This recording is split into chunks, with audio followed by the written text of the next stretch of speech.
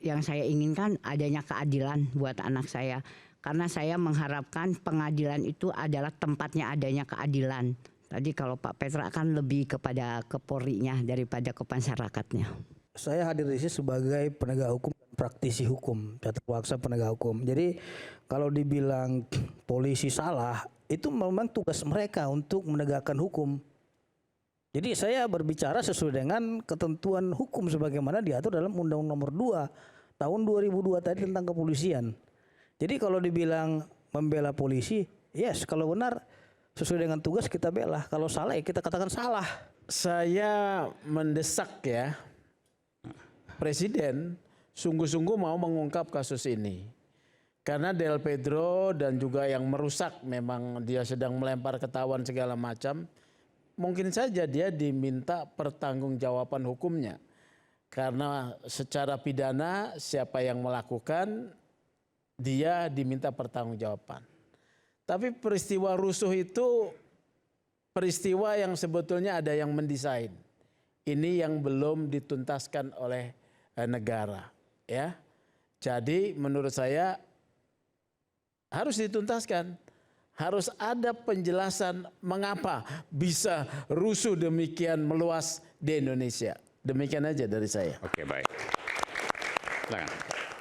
Ya, saya pikir masyarakat Indonesia sudah cerdas, bisa membedakan bahwa tadi kita dipertontonkan di sini tentang kebenaran formil. Ada putusan pengadilan berarti pasti bersalah. Jangan lupa Soekarno juga dihukum. Apakah Soekarno bersalah? Pasti tidak, karena dia sedang memperjuangkan kemerdekaan. Yang lain, kalau kita bicara kebenaran formil, karena sudah ada hukum, maka itu pasti benar. Jangan lupa, hukum bisa diatur. Soeharto dulu memberikan uang, memberikan proyek kepada anaknya melalui perpres, melalui kepres bahkan. Hukum itu bisa diatur sehingga yang legal, ilegal bisa menjadi legal karena kekuasaan.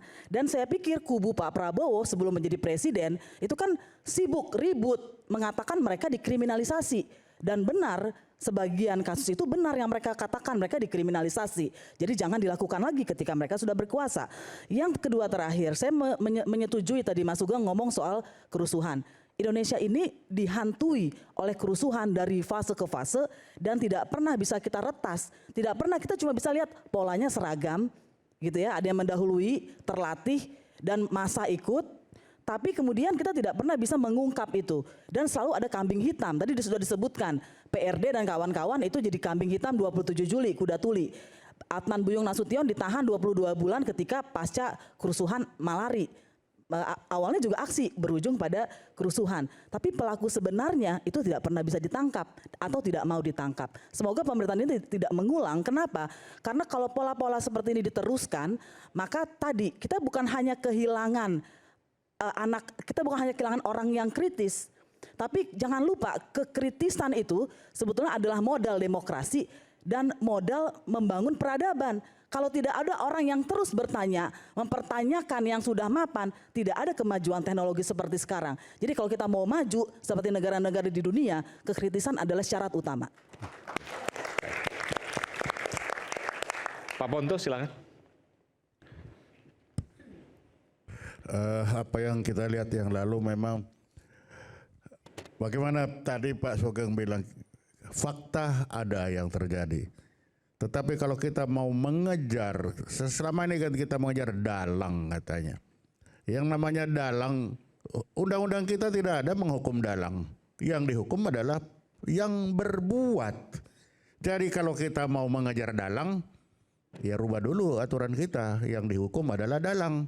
Selama aturan kita yang dihukum adalah perbuatan, ya selama ini ya jangan berbuat kalau tidak mau terhukum. Karena itulah aturan kita yang ada sekarang. Demikian, terima kasih. Oke, baik. Terakhir, Ibu Magda, ibunda dari Del Pedro Marhain. Ada yang ingin disampaikan Bu untuk terakhir kalinya di acara ini, silakan. Rasanya udah cukup ya untuk dilanjutkan lagi. Karena saya lihat ya tetap aja pembicaraan bahwa yang saya inginkan adanya keadilan buat anak saya. Karena saya mengharapkan pengadilan itu adalah tempatnya adanya keadilan. Mudah-mudahan nanti betul-betul itu terwujud dalam kasus anak saya ini mendapatkan keadilan yang seadil-adilnya. Kan jangan pengadilan menjadikan Lebih dekat lagi Bu. iya, jangan pengadilan menjadikan tempat tidak adanya keadilan. Oke. Itu yang saya inginkan. Gitu. Ibu Terima harap kasih. betul bahwa Betul. pengadilan nanti ya mengadilkan para Iya. aktivis termasuk putra Ibu Iya. Del Pedro Nah, kalau jadi tadi Pak, ajang untuk pengujian dan menghasilkan sebuah keadilan. betul. Tadi kalau Pak Petra kan lebih kepada ke Polri-nya daripada ke masyarakatnya. Baik, ya. Anda mau tambahkan sedikit, Pak Pitra? Pak Pitra lebih kepada polisinya dibanding masyarakatnya katanya. Mungkin Anda mau jawab? Ya. Jadi begini, Bu, bukan masalah polisi dan masyarakatnya. Saya kira saya hadir di sini sebagai penegak hukum dan praktisi hukum, tata kuasa penegak hukum. Jadi kalau dibilang polisi salah, itu memang tugas mereka untuk menegakkan hukum.